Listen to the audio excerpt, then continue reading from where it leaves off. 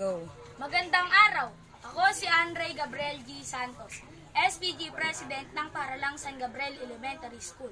Bilang isang leader ngayong new normal, ako ay tutulong sa paglilinis ng ating kapaligiran. At isa sa aking gagawin ay ang pagsisegregate ng basura. Maaari natin itong pagkitaan. Makinig po tayo. Bote, lata, plastic. Ang bote, lata, plastic.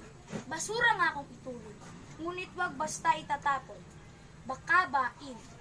May isang paraan upang ito'y gawin. Pag-segregate ng basura ang mainam na isipin. Gumawa ng sisidlan, lagyan ng pangalan. Bote, lata, plastic ay laging tandaan upang ating kapaligiran manatiling malinis.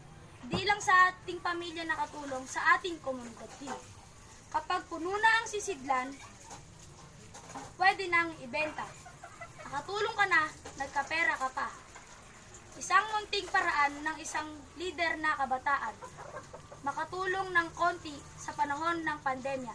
Ikaw, Yurey, ano ang ambag mo?